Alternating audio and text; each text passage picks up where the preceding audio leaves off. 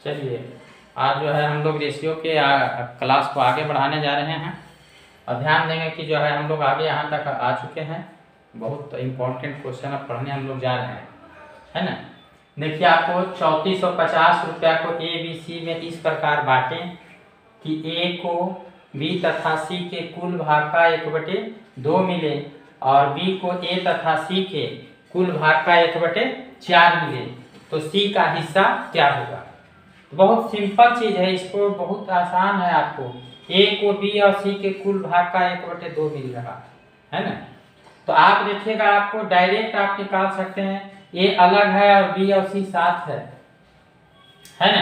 तो आप समझ रहे होंगे बी और सी का मान जो है 2 हो रहा है और ए का मान क्या है 1 है। तो आप डायरेक्ट निकाल सकते हैं ए का हिस्सा। देखिए सॉल्यूशन समझिए, बहुत सिंपल है, इतना आसान है कुछ कहने का नहीं। आपको ये कंसेप्ट दिमाग में रखना, जो अलग रहेगा उसका वैल्यू निकलेगा, जो साथ में जुड़ गया है या मिल गया है, साथ में कंबाइंड हो गया है, उसमें से किसी का वैल्यू निकलने वाला नहीं है। तो ए देखो अलग है और बी और सी कुल हो गया, कुल माने मिल गया, बी और सी के कुल भाग का, तो यानी बी और सी एक साथ मिल चुका है। तो बी का मान नहीं निकलेगा, निकलेगा किसका मान ए का। और देखिएगा बी और सी के लिए अनुपातिक मान 2 हो जाएगा और ए के लिए अनुपातिक मान 1 हो जाएगा। देखिए ए का मान यहाँ निकल जाएगा। क्यों ए का निकलेगा, क्योंकि ए जो है अलग है, ए अलग है ना। तो आप ध्यान से समझिए, टोटल है 3450 रुपया, ध्यान से समझिएगा 3450 टोटल है। और यहाँ देखिएगा ए के लिए 1 हुआ, बी और सी के लिए 2 हुआ, है ना। तो 2 और 1 मिला के 3 हुआ। टोटल को भागा टोटल से और ए के लिए 1 से गुना होगा तो 1 से।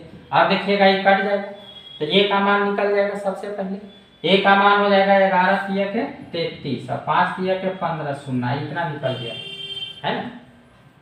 सेकेंड लाइन पर अब विचार करिएगा। सेकेंड लाइन में बी देखिए अलग है, ए और सी संयुक्त है। बी को ए और सी के कुल भाग का 1 कितना मिला 4। तो ए और सी के संयुक्त भाग के लिए हो गया 4 और बी के लिए हो गया कितना मान 1। तो आपका यही समझना। अब यहाँ से देखिएगा बी का मान निकल जाएगा। बी का मान संपूर्ण है 3450 रुपया और संपूर्ण को भागा यहाँ संपूर्ण 1 और 4 मिला के 5 होता है। तो 5 से भागा पड़ जाएगा और बी यहाँ से निकालना है आपको बी को, तो बी के लिए आपको 1 आ रहा है ना। तो 1 से गुना हो जाएगा। देखिएगा यहाँ से 6 × 5 30 और 9 × 5 45, 600 कितना हो गया 90। अब जरा दोनों को जोड़ दीजिएगा तो ए प्लस बी का मान निकल जाएगा। ए प्लस बी का मान ध्यान से समझिए, दोनों को जोड़िएगा ए प्लस बी का मान निकल जाएगा। ये 9 × 5 = 14, 140, 11 × 6 = 17, 1840 जोड़ के हो गया। अब आपको सी का मान निकालना है। तो 3 ही व्यक्ति ए बी और कौन है सी है, तो जिसमें ए और बी का हो गया 1840, तो सी का कितना है, संपूर्ण में से ए और बी को घटा देंगे तो आपका सी का मान निकल जाएगा। इसलिए सी का मान जो हो जाएगा संपूर्ण राशि 3400 कितना है 50, 3450। इसमें से घटा देंगे ए और बी के राशि को, तो ए और बी मिला करके हो गया था 1800 कितना 40। तो 1840 आप घटा दीजिए, जवाब आपका निकल जाएगा। 50 में से 40 घटा 10, है ना, और 34 में से 18 घटा 16, जवाब आपका निकल गया। तो बहुत ही सिंपल तरीका से बन गया, बेहद आसान था, आपको निकल गया। सबसे पहले ए का मान निकल गया। क्यों ए का मान निकला, ए अलग था। बी का मान फिर निकला, क्यों निकला बी का मान, क्योंकि बी अलग था। तो ए और बी का मान निकल करके आ गया, दोनों जोड़ करके हो गया 1840।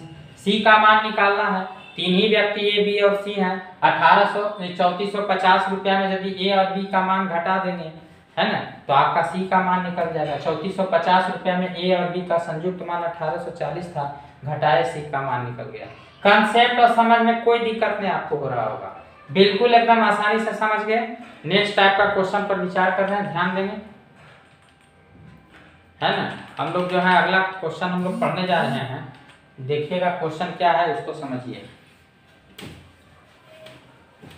काफी इंपॉर्टेंट क्वेश्चन बताने जा रहे हैं। बहुत बार इस तरह के प्रश्न आए हैं आपको हर एक परीक्षा में, रेलवे हो एसएससी हो, लेकिन अब तो जो है कंबाइंड हो गया है सब चीज का, है ना। आगे भी आपको जो है उसी वे में तैयार करना है, सिलेबस भी सबका बदल रहा है आपको, है ना।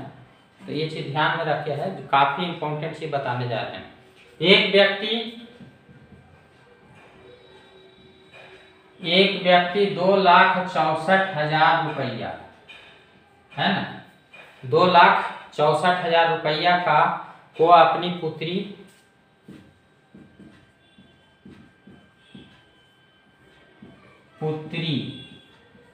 पत्नी एवं पुत्र में, है ना, इस प्रकार बांटता है कि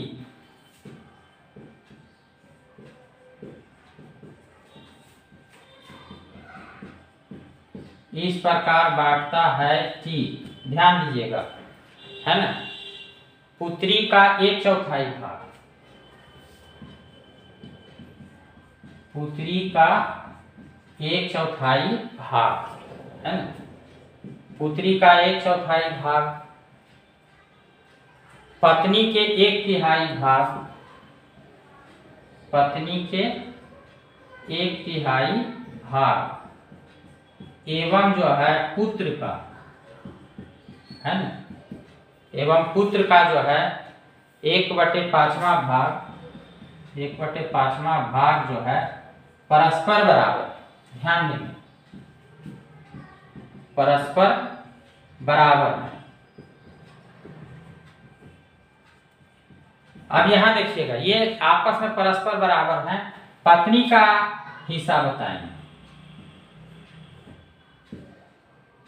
पत्नी का हिस्सा निकालना, तो ध्यान दीजिएगा, आपको पत्नी का हिस्सा क्या होगा ये ज्ञात करना है। तो बहुत ही सिंपल चीज है, आपको ये बिल्कुल समझ चुके हैं। देखिए सॉल्यूशन है आपका, बहुत आसान है। आपको पुत्री के 1/4 हिस्सा, है ना, ध्यान से समझिए, पुत्री का जो है 1/4 हिस्सा बराबर है पत्नी के 1/3 हिस्सा, पत्नी का 1/3 हिस्सा, और पुत्र का 1/5वां भाग, पुत्र का 1/5वां भाग। ये सब नहीं भी लिख सकते हैं, लिखना कोई जरूरी नहीं है, बहुत आसान है, आपको बिना लिखे हुए बन जाता है ना।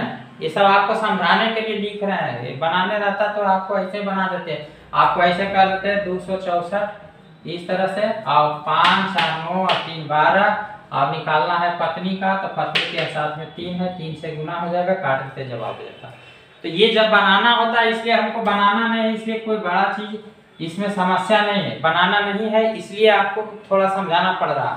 बनाना रहेगा तो हम समझ नहीं रहे, पुत्री का 4 हुआ, पत्नी का 3 हुआ, पुत्र का 5 हुआ, जोड़फल को भागा जोड़फल से देके जिसका निकालना उससे क्या करना, गुना कर देना, तो आपको आसानी से बन जाए। यहाँ पर आपको जो है थोड़ा सा आप जरा इसको देख लीजिए, ये पुत्री के लिए आपका अनुपातिक मान और पत्नी के लिए अनुपातिक मान और पुत्र के लिए अनुपातिक मान क्या होगा, है ना। तो पुत्री के लिए आपको आ जाएगा 4, आप जानते हैं अंश का अनुपात बराबर हर का अनुपात, पुत्री के लिए 4, पत्नी के लिए 3 और पुत्र के लिए 5, तो 4:3:5 ऐसा हो गया। अब टोटल है आपको 2,64,000, तो 2,64,000 टोटल है, और यहाँ टोटल जोड़ के 5 3 8 4 12 है, तो टोटल को भागा देते हैं टोटल से, निकालना है पत्नी का हिस्सा, तो पत्नी वाला से गुना करेंगे, पत्नी बीच में है तो बीच में आपका 3 है, इससे गुना हो जाएगा, आपको 4 बार में कटेगा, 4 × 24, 4 × 24 और 3 को सुनना होगा, जवाब आपका हो गया 66,000 आंसर निकल गया।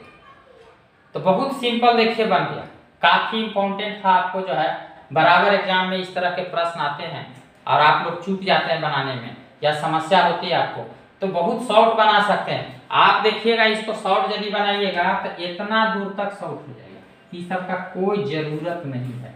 आप डायरेक्ट भागा दो और कोशिश कर दो, गुना कर दो, एक बार में जवाब दे दो, इतना ही लिखा जाएगा एग्जाम में, है ना।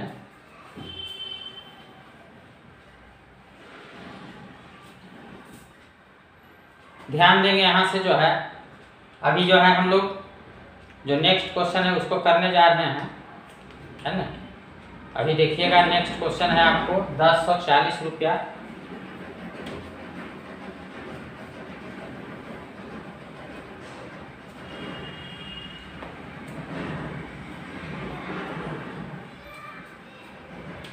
चलिए ध्यान दीजिए, नया क्वेश्चन आ गया है ना।